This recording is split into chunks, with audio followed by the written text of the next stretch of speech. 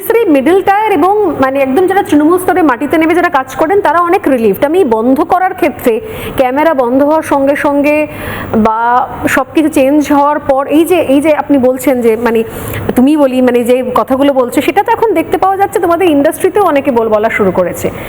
এখন যতক্ষণ সরকার ছিল ততক্ষণ তাদের থেকে অনুগত আর কেউ নয়, সবসময় পাশাপাশি রয়েছে, প্রত্যেক ক্ষেত্রে রয়েছে, প্রচারে যাচ্ছে, মিটিংয়ে যাচ্ছেন এবং প্রকাশ্যে বলছেন সোশ্যাল মিডিয়া থেকে শুরু করে বিভিন্ন জায়গাতে। আজ রাতারাতি সরকার চলে যাওয়ার পর থেকে, চৌঠা মের পর থেকে তারা বলছেন যে তাদেরকে নাকি বাধ্য করা হয়েছে। তারা বলছেন কেউ আমি জানি না, বাধ্য করলে তাহলে তো সবাইকে বাধ্য করতে হতো, তাহলে মুষ্টিমেয় একটা শ্রেণী তারাই কি করে শুধুমাত্র বাধ্য হয়ে গেলেন দিনের পর দিন। তারা আজকে বলছেন যে কথা তুমি এত বছর ধরে বলে এসছো, কাজের জায়গায় এত রাজনৈতিক ইন্টারফিয়ারেন্স কেন, তারা আজকে বলছেন। কেউ টিকিট নিয়ে লড়ে, কেউ প্রচারে গিয়ে, মানে এদের এই চেঞ্জটাকে কিভাবে দেখছে রুদ্রনীল ঘোষ, বিধায়ক রুদ্রনীল ঘোষ? আমি এটা নিয়ে কয়েকটা লাইন লিখেছি, একদম শেষেই বলবো। আচ্ছা, একটু সুযোগ দিও। আচ্ছা। আমার কারোর উপরে অভিমান নেই, প্রতিহিংসা নেই, রাগ নেই, তবে মনে আছে। তোমার কথা ধরেই বলি, যে আরামগুলো না পেলে মানুষ হিসেবে আরো অনেকটা নিজের অন্তরের কাছে ভালো থাকা যেত, সেগুলো যদি অনেকে না করতেন ভালো হতো। 2021 ভবানীপুর থেকে আমি প্রার্থী হলাম। দল জানালো যে ভবানীপুর থেকে তোমাকে লড়তে হবে। যে অন্যায় চলছিল, সেই অন্যায় যা মানুষ বলছিলেন সেগুলোকে নিয়েই অন্যান্য ভারতীয় জনতা পার্টির যে কর্মীরা, তাদের সঙ্গে লড়াই করতে নামলাম এবং 3 বার মার খেলাম।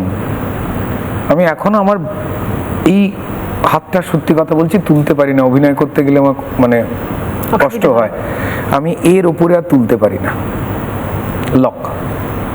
এখনো ওষুধ খাই।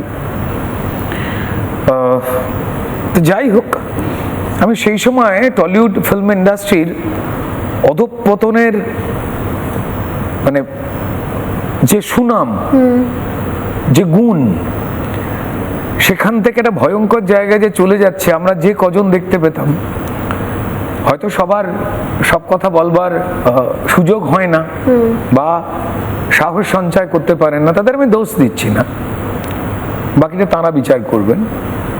সেই সময় যখন আমি চিৎকার করে বলতাম যে এখানে মাফিয়া রাজ চলছে, এইভাবে ভারতবর্ষের কোনো সংস্কৃতি জগৎ, কোনো ফিল্ম ইন্ডাস্ট্রি, কোনো ইন্ডাস্ট্রি চলে না, চলতে পারে না, ক্রমাগত ক্ষতি হচ্ছে।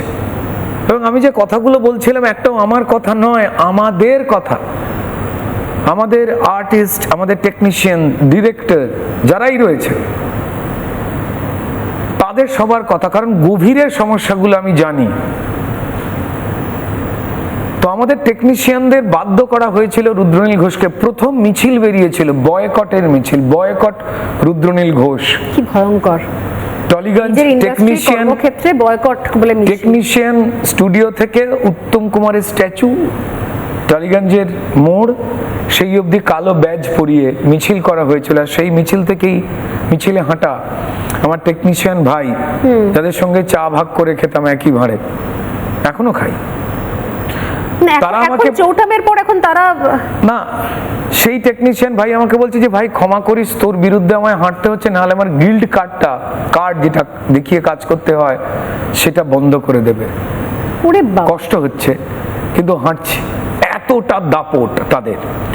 দুর্ভাগ্যজনক যে সেই সময় যদি তারপর যাদের ঘর পুড়ল, তারপরে যাদের অত্যন্ত গুণী, তারা যাদের স্টুডিওতে ঢুকতে হতো মাথা নামিয়ে, বিশ্বাস রেখে কারুর ওপরে, তাদের কাছে যখন মাথা নামাতে হলো আমার খুব কষ্ট হতো যে তাদেরও তো জ্বলছে আগুন বুকের ভেতরে।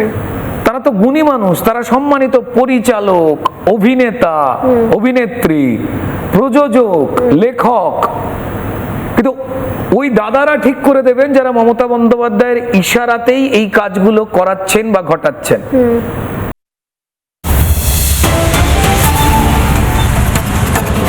নানা ধরনের কন্টেন্ট দেখার জন্য লাইক করুন, শেয়ার করুন আমাদের ফেসবুক পেজ, সাবস্ক্রাইব করুন আমাদের ইউটিউব চ্যানেল।